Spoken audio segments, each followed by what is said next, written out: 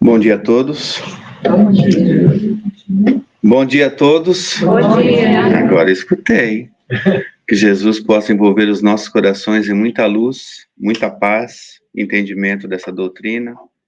Hoje nós vamos ter Terezinha com a gente para fazer o nosso estudo do dia. Peço a caridade de todos que estejamos com os nossos pensamentos, a nossa mente desperta e o nosso coração aberto para receber essas palavras de Jesus, os ensinamentos do dia, essa paz, essa tranquilidade que os mentores preparam, esse ambiente para a gente, que possamos todos ser acolhidos em nossa mente, no nosso coração e pela espiritualidade. Deixa eu ver. O Nuno, pensei que ele estava aí, não está não, já foi embora. Geraldo, Nuno, Nuno, você pode fazer a nossa leitura hoje? Agora. Sérgio, você pode fazer a nossa oração? Por favor, Nuno, e que Jesus nos abençoe.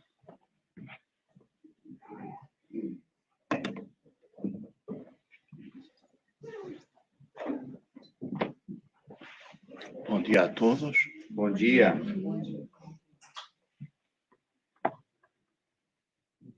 Ceifa de Luz, psicografia de Chico Xavier, do Espírito Emmanuel. Ante a bênção do corpo. Ora, vós sois o corpo de Cristo. Paulo, primeira carta, Coríntios.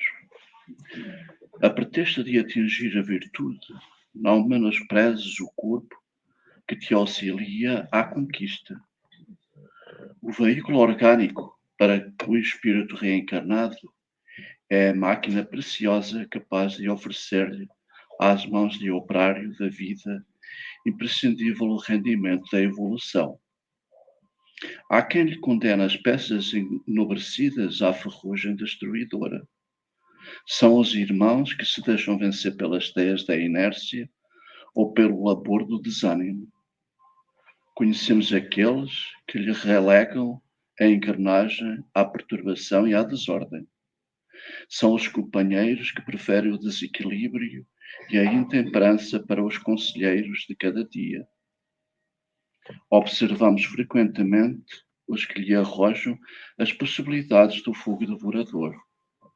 São os amigos voluntariamente entregues a furiosas paixões que lhe devastam a mente. Anotamos ainda aqueles que lhe cedem à direção a malfeitores confessos. Temos nessa imagem todos aqueles que se comprazem com os empreiteiros da delinquência a desenvolverem lamentáveis processos de obsessão.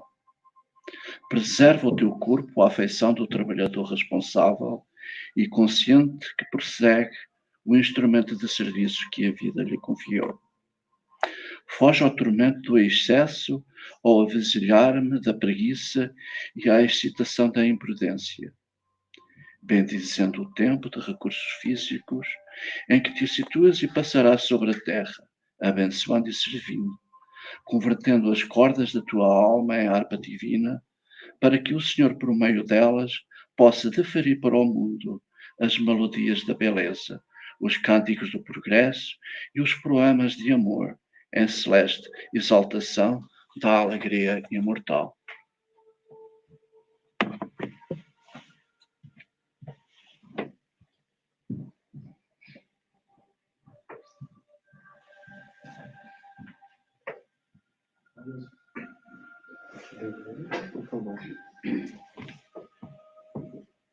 Vamos, então, levar o pensamento, manter a nossa vibração em harmonia, sentir sobre as nossas cadeiras a energia espiritual que vem a todos nós e receber em nome de Pai.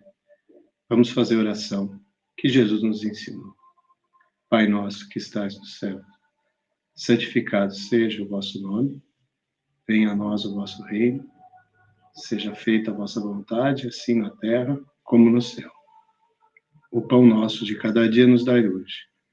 Perdoai, Senhor, as nossas dívidas, assim como nós perdoamos os nossos devedores.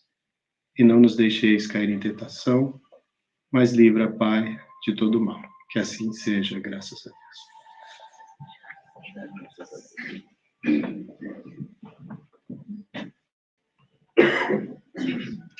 Bom dia, pessoal. Bom dia. Bom estar aqui de novo. Bom dia, escutei a voz da Caterina. Hoje, então, pessoal, nosso estudo vai ficar em torno do capítulo 16 de O Evangelho segundo o Espiritismo, intitulado Não se pode servir a Deus e a Mamon. E esse estudo foi baseado no livro da nossa mentora, no Evangelho em primeiro lugar, né? E no livro da nossa mentora Joana de Ângeles.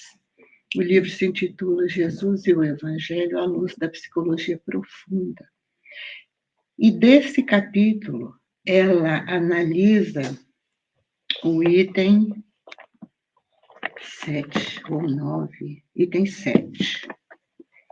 Item 7.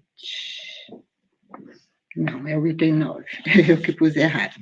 E eu gostaria de pedir licença para ler. Esse item não é grande. Eu vou ler o item e a gente passa ao estudo, né, baseado na Joana. O item se titula A Verdadeira Propriedade. O homem só possui em plena propriedade aquilo que lhe é dado levar desse mundo. Do que encontra ao chegar e deixa ao partir, goza ele enquanto aqui permanece. Desde, porém, que é forçado a abandonar tudo isso, não tem a posse real de suas riquezas, mas simplesmente o usufruto. Que possui, então? Nada do que é de uso do corpo, tudo o que é de uso da alma, a inteligência, os conhecimentos, as qualidades morais. Isso é o que ele traz e leva consigo, o que ninguém lhe pode arrebatar, o que lhe será de muito mais utilidade no outro mundo do que neste. Depende dele ser mais rico ao partir do que ao chegar, porque daquilo que tiver adquirido em bem, resultará a sua posição futura. Não em bens, mas em bem, né? Resultará a sua posição futura. Quando um homem vai a um país distante, constitui a sua bagagem de objetos utilizáveis nesse país. Não se preocupa com os que ali seriam inúteis. Procedei do mesmo modo com relação à vida futura e fazei provisão de tudo quanto ali vos possais servir. Ao viajante que chega a um albergue, lhe é oferecido bom alojamento desde que possa pagar. O outro, de recursos mais modestos, toca um menos agradável. Quanto ao que nada tenha de seu, vai dormir sobre a palha. Assim acontece com o homem que, à sua chegada no mundo dos espíritos, seu lugar ali está subordinado aos seus haveres. Não será, todavia, com seu ouro que ele o pagará. Ninguém lhe perguntará quanto tinhas na terra, que posição ocupavas, eras príncipe ou operário. Perguntar-lhe-ão, que trazeis consigo? Não se avaliarão os seus bens, nem os seus títulos, mas a soma das virtudes que possua. Ora, sob esse aspecto, o operário pode ser ainda mais rico do que o príncipe. Em vão alegará que antes de partir da terra pagou a peso de ouro a sua entrada no outro mundo. Responder-lhe-ão, os lugares aqui não se compram, conquistam-se por meio da prática do bem. Com a moeda terrestre pudestes comprar campos, casas, palácios. Aqui tudo se paga com as qualidades do coração. És rico dessas qualidades? Sê bem-vindo. E vai a um dos lugares da primeira categoria, onde te esperam todas as venturas. És pobre delas? Vai para um dos da última, onde serás tratado de acordo com os teus haveres. Mensagem de Pascal em Genebra, 1860. Então, esse é o item. E muitas vezes, quando nós lemos...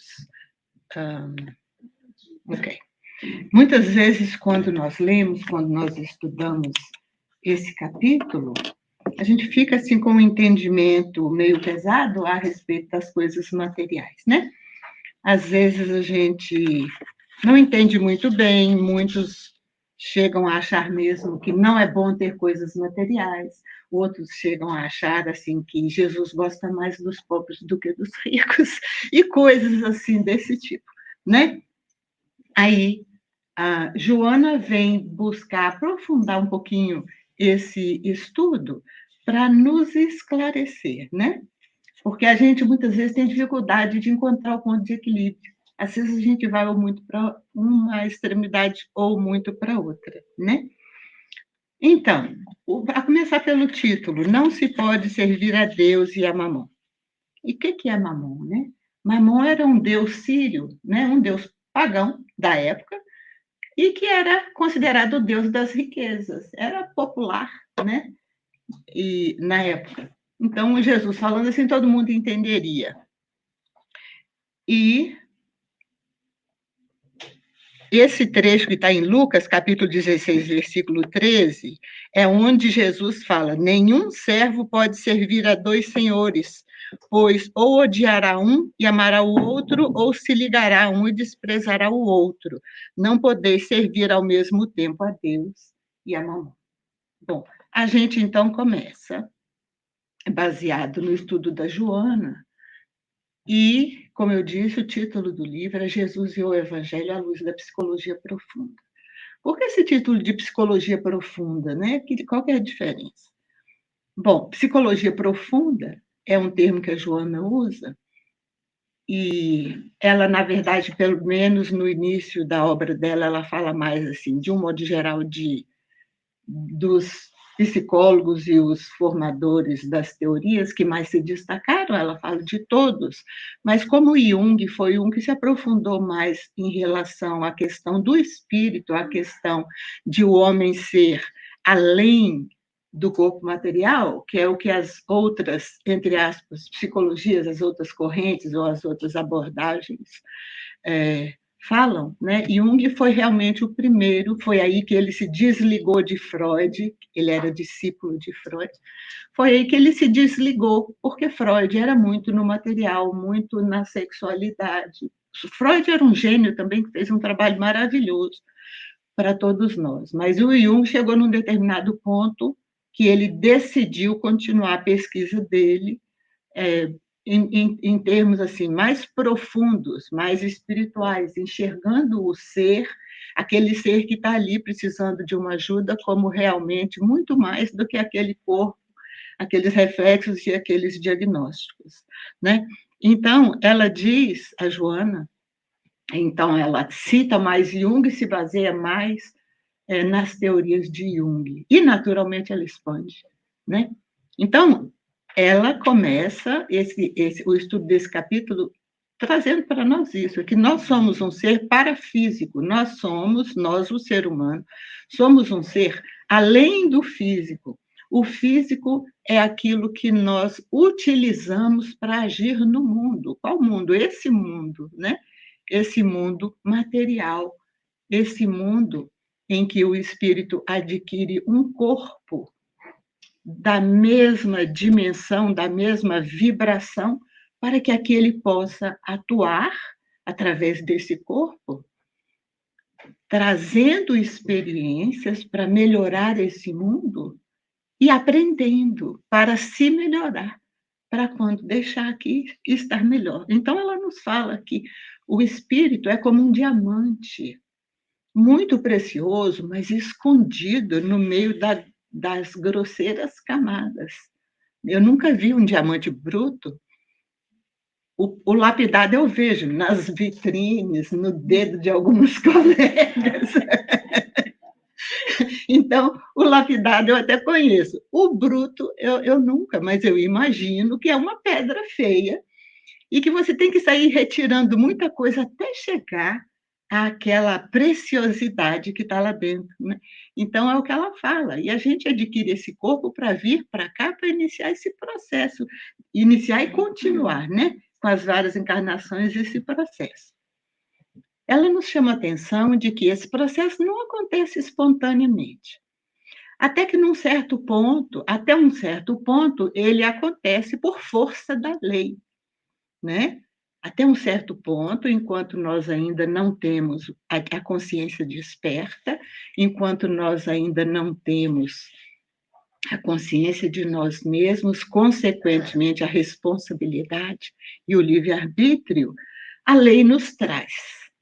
Assim como traz as conchinhas do mar nas ondas e elas voltam, é a lei de Deus, é a lei que rege a natureza, o universo.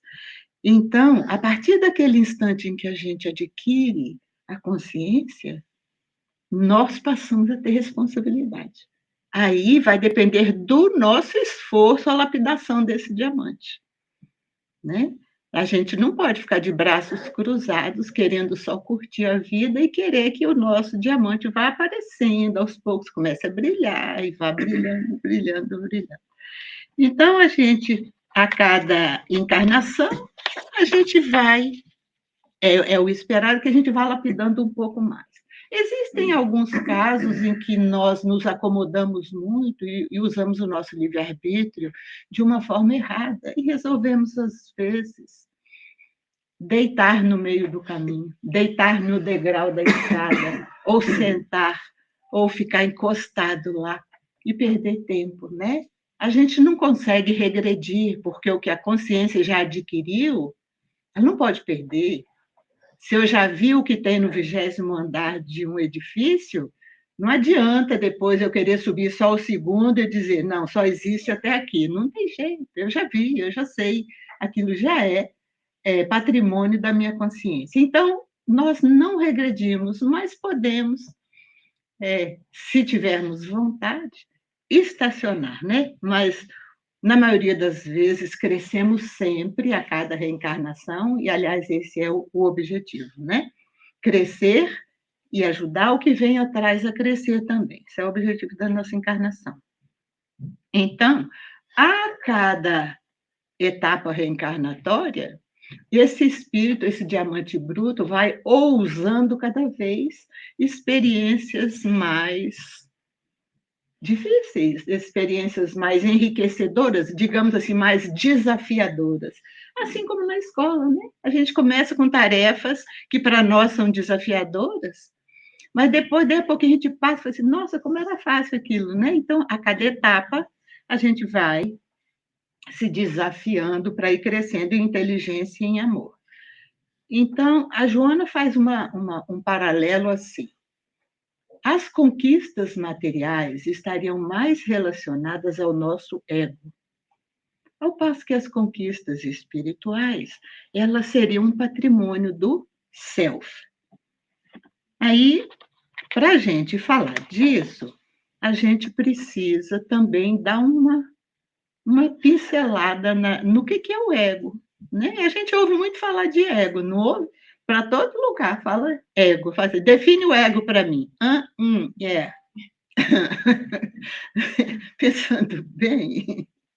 Bom, então a gente pode definir o ego como sendo o centro da consciência. E nós encarnados temos aquela imagem trazida pelo Freud de um iceberg e pelo Jung de uma ilha, que no fundo seria a mesma coisa com outros materiais, né? Freud usou gelo e o mar, e o Jung usou terra mesmo e água também, né? Que pode ser mar ou água doce. E o que significaria isso? Para o Jung, a nossa consciência seria, quando a gente vê uma ilhazinha, algumas pessoas compram uma ilha, transformam num paraíso, né? Convidam os amigos, não tem muitas ilhas virgens e ilhas comercializadas, e etc, etc. Quando a gente está pisando na ilha, na verdade, a gente está pisando no topo de uma montanha, né? Nem sempre a gente pensa nisso. A gente está pisando no topo de uma montanha que está de fora daquela água, que é ou o mar ou água doce. E aí, Jung coloca aquele topo como sendo a consciência, aquilo que nós podemos nos assenhorear nessa reencarnação. nasci naquele lugar tantas horas, mamãe falou que foi no tal hospital, a partir daí minha história, né? Vovô era assim, vovó e tal, meu nome, né? Sou gordinha, sou magrinha, etc, etc. Tudo aquilo que é a minha personalidade nessa existência, né? E a gente muitas vezes fala sempre, porque nós costumamos falar que a gente tem que superar o ego, então dá a impressão que o ego é um vilão, né? Na verdade, o ego não é um vilão, o ego é uma parte nossa, que estamos nesse momento evolutivo, muito importante, e que pode se tornar um vilão ou não, pode ser utilizado também para o nosso crescimento. Aliás, ele é neutro, né? É neutro, é a nossa personalidade atual, e a gente vai fazer com ela o que a gente der conta. Quando o ego é muito hipertrofiado, significa o quê? Uma coisa que a gente conhece muito bem, que é o egoísmo. Ou seja, a gente é o centro de tudo, né? Nós somos o centro, quer dizer, eu estou aqui falando agora, a referência minha, que eu não estava pensando nisso, pensei agora que eu estou falando, é que eu estou aqui e todo mundo está sentado aí. Não é isso? E não é assim, por exemplo, Marildinha que está lá naquele cantinho, quer dizer, eu estou aqui, e todo mundo está na frente ali. Não é isso, Marildinha? Porque a gente tem essa referência. Nós temos que ser o nosso centro. O meu ego fala que eu estou aqui, vocês estão aqui. Pois é. Cada ego. Então, a gente vê que a gente realmente precisa ser o centro, porque se a gente não for, tem alguma coisa errada, adoecida, né? Agora, daí a gente achar que a gente é o rei da cocada preta e que o mundo todinho tem que ficar girando em torno de nós, aí já é um pouco diferente, né? Então, aí a gente falou que o ego pode ser considerado o centro dessa nossa personalidade atual, do momento atual, né? Agora, o self seria o centro do nosso psiquismo todo, do próprio espírito, seria o Deus em nós. Então, é claro que o ego vai ser temporário, mas temporário quando? Quando acabar a reencarnação, ele acaba? Não, claro que não. Quando acabar a reencarnação, a gente já ouviu falar que há como que um rebobinar de fita, né? Não já ouvimos falar nisso? A gente desencarna e chega num determinado momento e que eu não sei falar em termos mais modernos, eu consigo só falar em termos da fita. Então, chega num momento em que a reminiscência dessa vida inteira vai passando pela consciência do espírito e vai sendo armazenada onde? No perispírito.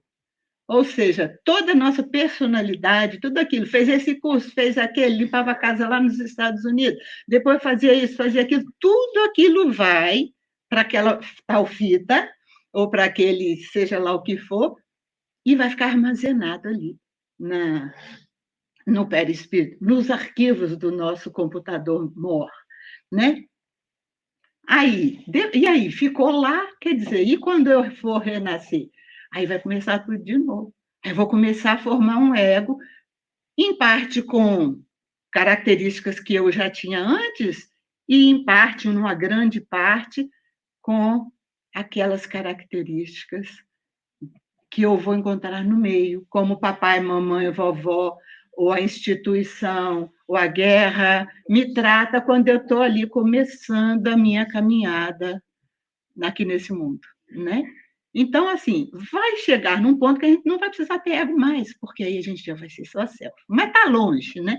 Então, vamos cuidar do nosso ego por enquanto, porque a gente vai trabalhando o ego para ir melhorando o self.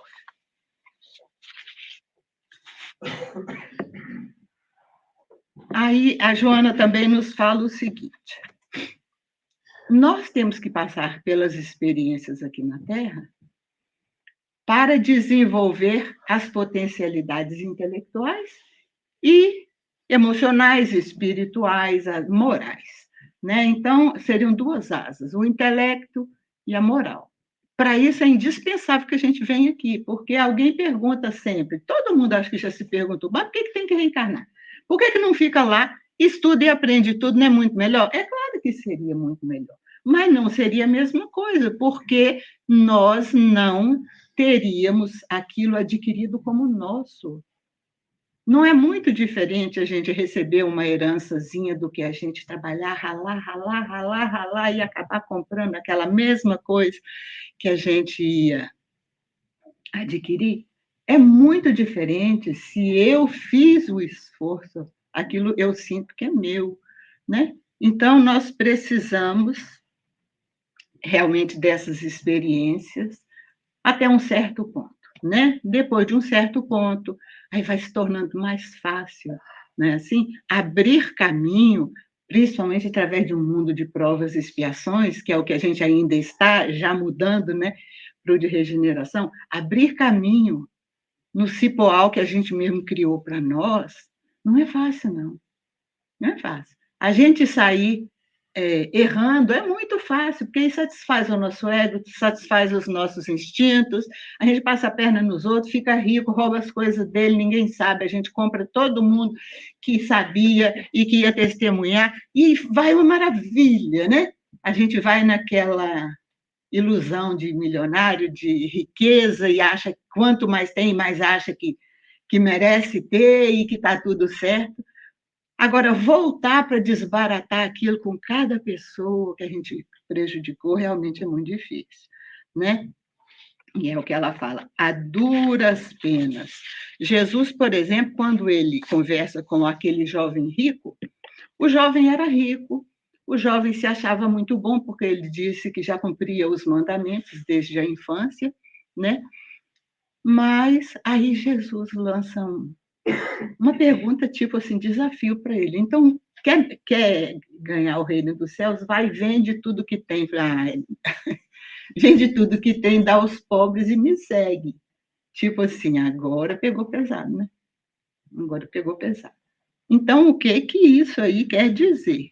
É que, na verdade, a gente precisa, tem o direito de adquirir, de usufruir dos bens materiais, mas, como Jesus fala na parábola dos talentos, não só os bens materiais, mas também a nossa inteligência, né?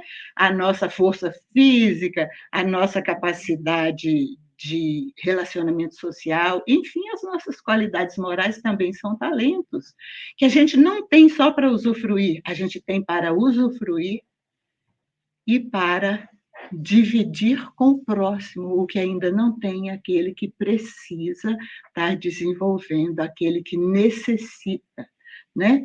Então, por isso, a prova da riqueza é um desafio. E a Joana nos leva a pensar o seguinte: enquanto nós estamos sob o predomínio do ego, nós somos mais egoístas, nós vamos utilizando os recursos materiais de uma forma egocêntrica e egoística mesmo, né? Mas à medida em que o tempo vai passando e as reencarnações vão acontecendo e as dores vão nos acordando, porque é muito difícil a gente acordar quando está tudo bem, né? Assim como é mais difícil a gente vir para a casa espírita quando tem uma festa lá em casa, quando, né, tá uma praia danada, é mais difícil, né? Então, enquanto está tudo muito bem, a gente fica meio adormecido, a gente começa a achar que a gente merece muito mesmo, né? E tudo. Mas aí, por isso, a vida tem mecanismos de nos acordar. E à medida em que a gente vai caminhando, a gente vai cada vez mais modificando a nossa escala de valores, né? Nessa caminhada em que o ego nos convida muito a pensar mais em nós mesmos, muitas vezes nós, seres humanos, nos perdemos. E ela fala em abismos do processo evolutivo. Às vezes a gente passa por experiências tenebrosas, aqui, encarnados, ou depois de desencarnados, porque quando a gente passa aqui muito na ilusão, muito tipo assim, num sonho psicótico de que a gente é muito, de que a gente merece muito, e etc., e que todo mundo está aí para nos servir, mas a desencarnação chega e nos acorda, né? Então, ao chegar à desencarnação, muitas vezes a gente se depara com realidades extremamente difíceis. Ah, mas Deus é malvado? Não, fomos nós que criamos. né? Fomos nós mesmos que criamos. Aí ela nos faz pensar o seguinte, coisa que a gente muitas vezes não presta atenção. Deus nos faculta a riqueza, os bens materiais, as facilidades materiais, para que nós melhoremos a nossa vida, em primeiro lugar, né? E para que nós melhoremos a vida dos outros também, da sociedade, ou de um, de outro, ou da sociedade de um modo geral, né? Participando de grupos, de voluntariado, e etc, etc, etc. Mas para a nossa comodidade também, porque, como ela fala, a propriedade, ela pode ser usada, não, e ela é usada geralmente como um fator de identificação social. A gente não fala, por exemplo, a classe média está achatando, quer dizer, já achatou há muito tempo, né? Mas tem a classe média, então a gente tem uma noção, tinha, né? Mais ou menos do que é a classe média, do que gosta, do que pode fazer, não é isso? Então, pessoas se unem, vão fazer excursões, passeios, etc., baseados. Então, assim, é muito importante que a gente tenha o senso de pertencimento, né? Então, isso também serve para... A riqueza também serve para isso, né? Aí a Joana vai falando o seguinte... ela relaciona esse tema à questão também da sombra, que é outro tema, é outro termo, né, chamado arquétipo, que é usado pelo Jung, que a Joana cita muito, porque faz parte da nossa psique, né? Então, ela fala que nesse caminhar que a gente tem rumo à plenitude, através das várias reencarnações, e aí a gente só fala das reencarnações, mas a gente sabe que entre uma reencarnação e outra, geralmente tem aquele período que a gente passa no plano espiritual, né? Em que, na maioria das vezes, a gente tem consciência, eu digo a maioria das vezes porque existem espíritos e situações tão difíceis que vão e voltam sem ter muita consciência, mas não é o caso de nós, a maioria das pessoas. A maioria de nós, no planeta Terra, vai ter um período de reavaliação no plano espiritual para depois poder voltar. E aí, nesse movimento de reencarnação, período do outro lado, reencarnação, período na outra dimensão, na dimensão espiritual, nós vamos nos autoconhecendo, nós vamos iluminando esse lado que é chamado de sombra. E por que é chamado de sombra? É chamado de sombra porque são aspectos nossos desse ser além do físico, desse ser parafísico, em que nós ainda não sabemos lidar. São aspectos que a gente ainda não conseguiu trabalhar. Então, a sombra é o nosso lado feio. Por que é feio? Porque é instintivo. Muita coisa eu já melhorei em outras encarnações. Muita coisa eu já melhorei quando eu olho para mim 10 anos atrás, 20, 30, 40 anos atrás. A gente consegue perceber o que a gente melhorou nessa encarnação mesmo, muitas vezes, né? Se a gente se dispõe a pensar nisso. Mas nessas relações sociais, que são essenciais para a gente crescer, a gente tem aspectos que nós não conseguimos trabalhar, que nós temos muita dificuldade. Então, por exemplo, tudo aquilo que eu ainda não consegui trabalhar, eu jogo para baixo do tapete e fica lá escondido. De repente, a situação chega, o meu ego entra, dá um jeitinho de apaziguar a situação, né? Porque a gente não gosta nem a gente mesmo de enxergar a sombra, que dirá que os outros enxerguem a nossa sombra, né? Então, a gente tem realmente essa parte de nós que é desconhecida. Por isso é que Santo Agostinho falou, né? Quando foi perguntado a ele, né? Qual seria o caminho, melhor caminho, né, para o crescimento espiritual, que não com essas palavras, naturalmente com outras palavras, que eu não lembro. Mas ele fala, um sábio da antiguidade já vos disse, conhece-te a ti mesmo, não é? Porque, de repente, numa situação de emergência, a gente vai agir de uma forma que depois você vai pensar assim, rapaz, como que eu fui fazer aquilo?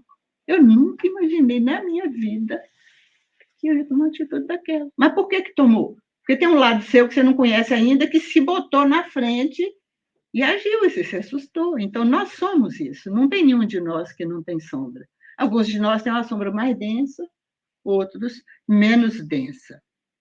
Mas à medida que a gente vai se conhecendo, a gente vai diluindo, né? Cada vez que eu tomo, por exemplo, consciência, rapaz, eu tenho um estupim muito curto. Isso é um grande sinal de atraso espiritual. Rapaz, eu não suporto quando uma pessoa não concorda comigo. Eu não suporto quando a pessoa fala que a ideia dele ou de fulano ou de uma é melhor que a minha, pois é claro, eu já falei o que tinha que fazer. Quer dizer, a gente tem que entender, rapaz, vamos parar e vamos entender e vamos aceitar primeiro, né, que nós precisamos aprender a respeitar o outro, que a gente não é melhor do que o outro, que eu continuo achando que eu sou melhor do que o outro. Não, eu me amo mais do que os outros, isso é natural. Mas todos nós, diante de Deus, temos o mesmo valor.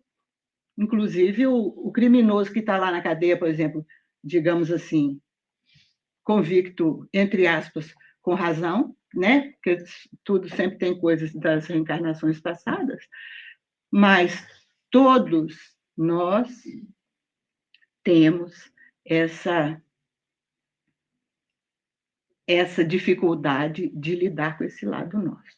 E todos nós temos o mesmo valor diante de Deus. O criminoso, o inimigo da sociedade, o serial killer, etc. Diante de Deus, ele está assim hoje, ele não é assim.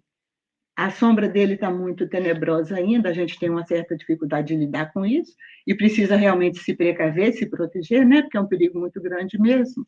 Mas diante de Deus, nenhum de nós é melhor do que ninguém. Então, esse autoconhecimento vai fazendo com que a gente vá diluindo essa sombra, né? A Joana ainda mostra que com o progresso da sociedade, essa questão da propriedade legal, porque teve um momento em que se passou a registrar, por exemplo, num papel, né? Num certo ponto não tinha, o comércio era livre, depois a sociedade vai aumentando, o nível de consciência vai aumentando, experiências desagradáveis e agradáveis vão acontecendo, e aí a própria sociedade cria mecanismos. Não, epa, vamos escrever isso aqui, porque amanhã depois fulano morreu, quem que vai saber realmente o que foi falado e combinado? O fio do bigode dele já sumiu, e agora a gente precisa, né? Então, essa questão que a gente não pensa, é progresso. É progresso no desenvolvimento da indústria, do comércio, que são coisas necessárias ao nosso crescimento aqui. Agora,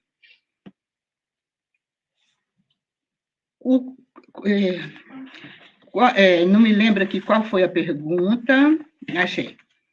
Da pergunta do Livro dos Espíritos, 884, Kardec pergunta aos espíritos qual é o caráter da legítima propriedade.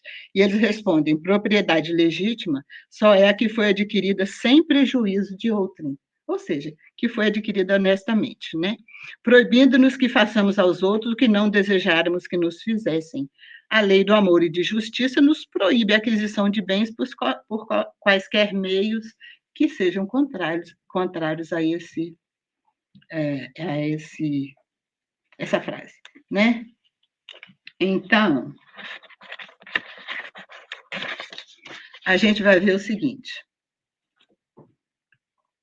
a propriedade material, ela pode ser fruto na nossa vida de bem-estar, de saúde emocional, de senso de autopertencimento, né, que ajuda na saúde emocional, mas ela pode ser também causa de grandes dificuldades, dependendo do nível evolutivo daquele que a está adquirindo, né?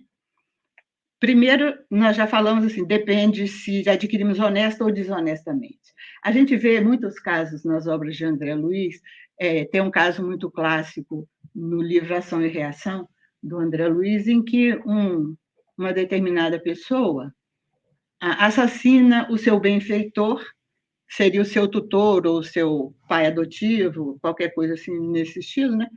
Eu não me lembro muito bem. Então ele assassina e aí vai desencadear uma tragédia toda. Por quê? Ele assassinou porque ele achava que ele trabalhou a vida toda e ele queria receber os direitos dele. O pai achou que tinha tratado ele como um pai, então não tinha esse negócio de direitos, assim, daquela maneira como ele queria. E ele arquiteta, digamos, o plano perfeito e ele não é apanhado nessa vida. Ele não é apanhado. Ou seja, alguém talvez seja condenado no lugar dele e ele passa batido. Só que a nossa consciência sabe de tudo. Nós não podemos enganar nós mesmos, né? Quando fala assim, não pode enganar Deus, é porque Deus está em nós, não tem como, né? A gente pode enganar todo mundo aqui, mas a consciência não. Então, ali se desenrola todo aquele drama do livro, a história tenebrosa, as dores todas que acontecem. Então, são atos que nós muitas vezes cometemos presos na materialidade, no egoísmo, na nossa incapacidade, na nossa sombra tão pesada, que a gente se destrói emocionalmente. Ele acabou adoecendo mentalmente, né? E, enfim, quem quiser conhecer mais da história, lê o livro Ação e Reação da André Luiz. E aí ela fala, às vezes aquela coisa material se transforma no objetivo da nossa vida, então vai trazer infelicidade. E não vai trazer infelicidade só nessa reencarnação, não. Às vezes até nessa reencarnação nem dá tempo de trazer muita, mas a gente vai encontrar a realidade quando a gente vai chegar do outro lado, né? Ela também nos fala na questão de que o trabalho e a aquisição de bens consequentes do trabalho, além de nos estimularem a crescermos, não é? Porque, por exemplo, ir para uma faculdade, fazer um curso, fazer um mestrado, são coisas desafiadoras. São anos e anos em que você tem que pôr muito dinheiro, muito tempo, você tem que abdicar de muita coisa. Então, se eu não tivesse aquele objetivo, né, de que eu, depois que eu me formar, etc., eu estou falando da faculdade, mas tem aquele agricultor que também tem que acordar cedo, de madrugada, e toda a dificuldade que ele enfrenta, difícil para conseguir empréstimo, o empréstimo tem juro muito alto, etc., etc., etc., mas ele tem um objetivo, ele quer crescer. E ele vai depender daquilo, a família dele também vai depender daquilo, a sociedade também, porque o serviço dele vai servir à sociedade, né? Então, isso vai trazer enriquecimento, isso vai trazer crescimento para a criatura. E à medida em que nós vamos evoluindo, nós vamos passando, nós temos a obrigação de irmos selecionando quais são os valores reais da existência daqueles valores temporários, efêmeros, né? Que são também valores, como a gente está falando. O que é material é temporário, a gente usa. Desencarnou, se a gente tiver algum herdeiro, vai para o herdeiro, se não tiver herdeiro, vai para qualquer um, ou vai para o governo, não importa, mas não é nosso mais, de qualquer maneira, né? É porque a gente só usou enquanto estava aqui. E a falta de habilidade de separar o que é efêmero do que é permanente, o que é material, transitório, do que é real, me faz lembrar agora uma história, eu não me lembro bem em qual livro está, talvez fosse no Jesus no Lar, é um dos livros de estudo para o Evangelho, mas eu não tenho certeza se é o Jesus no Lar, nem lembro a história muito bem, mas eu lembro a essência dela, em que uma mulher com um filhinho ao colo estava andando num determinado caminho, até que ela se deparou com uma entrada de uma caverna.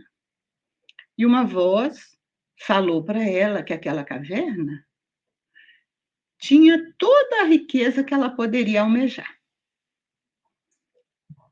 E que ela teria, não me lembro se 1 minuto, 2 minutos, 3 minutos, 10 minutos, ela teria um determinado tempo em que a porta da caverna estaria aberta. E tudo aquilo que ela conseguisse pegar, durante o tempo em que a porta estivesse aberta, seria dela. Ela achou aquilo maravilhoso, né? Então, o olhinho logo brilhou de cifrões, e ela entrou e começou a pegar desesperada. Mas era muito. Aí ela já não conseguia mais, já estava caindo dos braços, das mãos. Aí ela pegou a saia e pensou, eu vou encher a minha saia. Mas para encher a saia, ela teve que pôr o menininho ali no chão. Colocou o menininho no chão e continuou pegando. Só que encheu tudo, saiu correndo com a riqueza, que a porta já ia fechar. Quando chegou lá fora, ela viu que a porta tinha fechado e o menininho ficou do outro lado. E era uma porta que não se abriria nunca mais na história. Ou seja, como a gente muitas vezes entrega a nossa felicidade, os nossos tesouros, em troca daquilo que, na verdade, só tem um valorzinho relativo. O que é toda a fortuna do mundo diante de um filhinho que você acaba, por invigilância, por ganância, né? Ou seja, aí a gente pode pensar e expandir essa imagem, né, para inúmeras situações.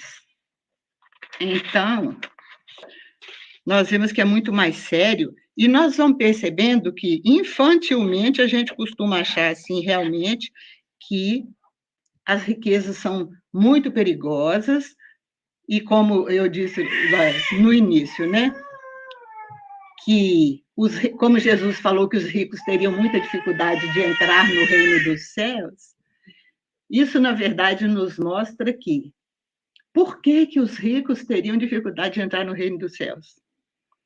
Porque nós, que ainda não somos evoluídos, nos deslumbramos com as coisas. A gente não tem que se deslumbrar, a gente tem que usufruir e repartir. Usufruir primeiro é nosso, nós trabalhamos, nós merecemos. Mas também repartir, porque é a oportunidade de crescimento que Deus nos dá através da riqueza. Então, numa reencarnação, a gente vem pobre. E nós temos determinadas oportunidades de crescimento na pobreza. Na outra reencarnação, a gente vem rico.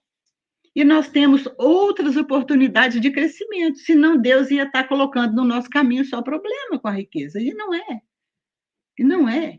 Né? Os bens materiais são fonte de desenvolvimento, de progresso nas ciências, de progresso no alívio das dores das pessoas, enfim. Causa de progresso, né? Dependendo de como nós os tratamos. E a Joana nos lembra que Jesus, que nós sabemos que, né, tem o conhecimento pleno, que é espírito perfeito, o conhecimento pleno de tudo, ele compreendia, ele falou, não se pode servir a Deus e a Mamon, mas é no mesmo nível que acaba, muitas vezes, a gente servindo mais a Mamon do que a Deus, porque se as coisas começam a ir bem, a gente costuma esquecer de Deus e das obrigações, porque obrigação, disciplina é coisa que exige muito de nós, né? Mas se eu posso comprar tudo e não preciso nem ir lá, eu não vou. Aí eu vou me sabotando e nem percebo. É por isso que é tão perigoso, né? Por isso que é tão perigoso. Mas Jesus compreendia tanto isso, que ele falou, não se pode servir a Deus e a Mamon. Aí a Joana acrescenta, na mesma intensidade. Porque enquanto a gente está encarnado, a gente precisa, para tudo, né, dos bens materiais. Mas que Jesus compreendia tanto que ele conviveu com muitos dos ricos da época. Inclusive, fez amizade com muitos dos ricos da época. E nunca deixou de os estimular a desenvolver o outro lado. Nunca deixou de os estimular a desenvolver o outro lado, que é o lado espiritual, o lado da honestidade, da fraternidade, etc, etc. Tem várias situações em que a gente sabe, inclusive no final, depois da crucificação, e que ele vai, quer dizer, não faria diferença ser sepultado aqui ou ali, mas a história teria que ser contada, né?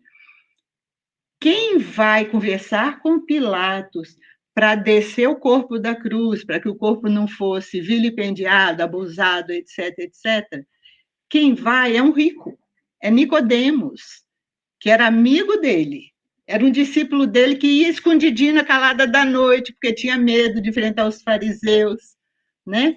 É ele, com a riqueza dele, que vai lá e coloca aquele túmulo que entrou para a história, para ficar a história toda bem conhecida, etc., etc.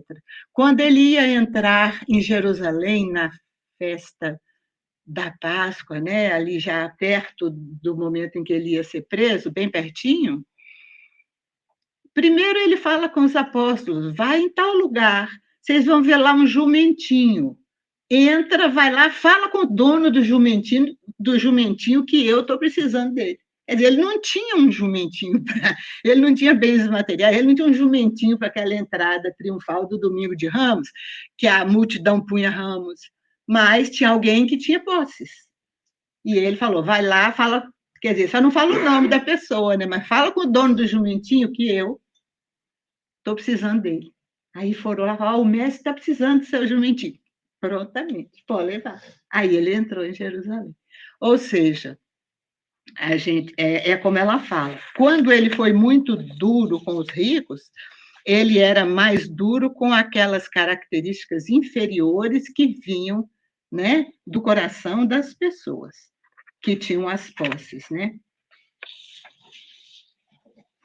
Então, a Joana finaliza nos dizendo que, em um estudo profundo da consciência humana, na sua e em todas as épocas, o Mestre Jesus foi de uma clareza incomparável, estabelecendo que não se pode servir simultaneamente a Deus e a Mamon. Né? Aí a gente vai encerrando esse nosso estudo aqui. Se alguém quiser fazer algum comentário, né? Ou alguma questão, nós estamos abertos para isso e vamos agradecer a Jesus pela oportunidade, já estava com saudade da nossa casa. E muito obrigada, pessoal, pela atenção de vocês.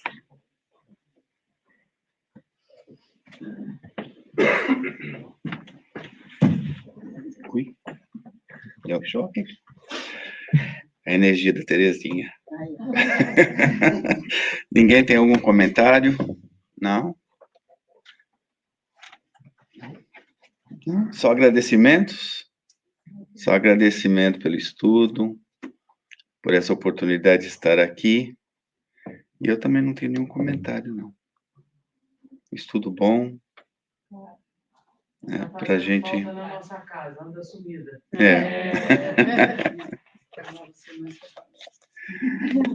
É isso aí, só tem um recado aqui do dia 24 de fevereiro, sábado das 2 às 4, Seminário da Educação Espírita. Se alguém quiser participar, aqui no centro. Nosso centro vai ser sábado, das 2 às 4, no dia 24 de fevereiro. Tem algum recadinho mais? Almoço. O almoço eu já vou falar dele daqui a pouco. Vamos falar agora do almoço. Todos estão convidados. Tem alguém pela primeira vez aqui hoje? Muito bem-vinda. Alguém mais? Eu. A Edith. A Edith é da casa. Todos bem-vindos, tá? Hoje eu não vou falar mais nada, não. A gente vai acabar cedo aí, ó. Tá vendo? Todo mundo lá na cozinha vai ficar feliz comigo, hein? Olha. Que coisa bonita, hein? A Edith cozinhou. A Geilza cozinhou. A Simone. Então, todos estão convidados. A gente sabe que a gente convida sempre para o nosso almoço. Quem quiser, se puder participar, comer com a gente, se não, levar para casa ou dar de presente para alguém. Isso que a gente faz é para colaborar para essa luz ficar acesa, e a outra também, né, sempre, mas a outra está sempre acesa, né? Está sempre acesa, independente disso ou não, né? Está sempre acesa, mas ela brilha mais forte quando a gente ajuda, né? A gente trabalha em conjunto, quando a gente se une os corações para ficar junto, né? Para trabalhar junto, para crescer junto, aprender junto. Isso é muito importante, essa comunidade ficar junta, para manter essa luz material e a luz espiritual também sobre as nossas mentes, nos ajudando. Então tá bom, agora a gente vai passar. Então o almoço já sabem, né? Vamos lá, vamos se unir. A comida tá boa hoje, hein? O que você cozinhou, Simone? Nada. Estou de folga hoje. Você está de folga hoje? E tem isso aqui, folga? De vez em quando Jesus está folga. Jesus! Então tá bom. Hein? Eu escutei a voz do Oswaldo aqui, né? O Oswaldo tá por aí hoje? Oswaldinho, você faz a nossa oração final? Então tá bom. E nós vamos para a nossa segunda parte, que é os passes. Pode ficar sentado, que alguém vai nos convidar a entrar na sala. Que nós tenhamos uma semana abençoada. Pode vir, Oswaldinho. Nós tenhamos uma semana abençoada e que Jesus guie as nossas vidas, os nossos lares.